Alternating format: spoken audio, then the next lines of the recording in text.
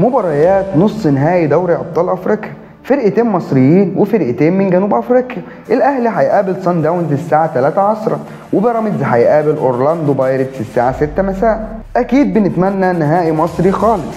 يلا بينا نتكلم عن الماتشين.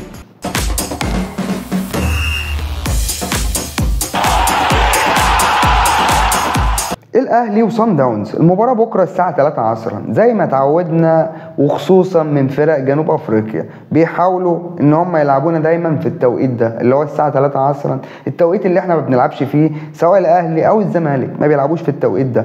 صن داونز عنده لعيبه محترفين ممكن تصنع الفارق، زي كوستا وده لعيب برازيلي بيلعب في الوينج الشمال، وسالس الفيرود وده برده برازيلي، وفي لعيب كمان ارجنتيني اسمه سواريز بيلعب في قلب الدفاع. لو انت لاحظت كده هتلاقي ان معظم المحترفين من امريكا الجنوبيه، عندهم 2 من الارجنتين و2 من البرازيل و1 من تشيلي.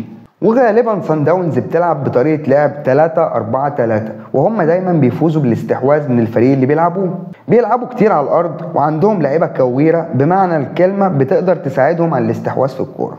نيجي بقى نتكلم عن الاهلي عنده غيابات كتير زي يحيى عطية الله وكريم الدبيس، ودول الباكات الشمال المفروض اللي هو الاساسي والاحتياطي في النادي الاهلي. يعني كده الاهلي ما عندوش باك شمال، حتى احمد حسن كوكا اللي المفروض ان هو كان بيلعبها مصاب، ده غير رضا سليم وكريم فؤاد. كده دي كل غيابات النادي الاهلي.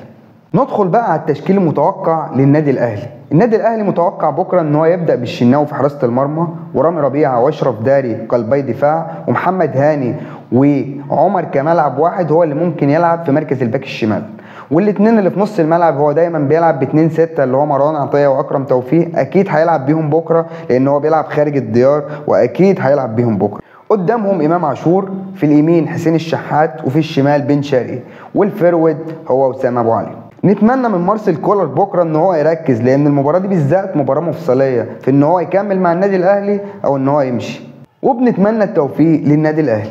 اما بقى مباراه بيراميدز واورلاندو بايرتس، اورلاندو عكس صن داونز خالص. احنا قلنا ان صن داونز عنده محترفين كتير وخصوصا من امريكا الجنوبيه بيحدثوا الفارق.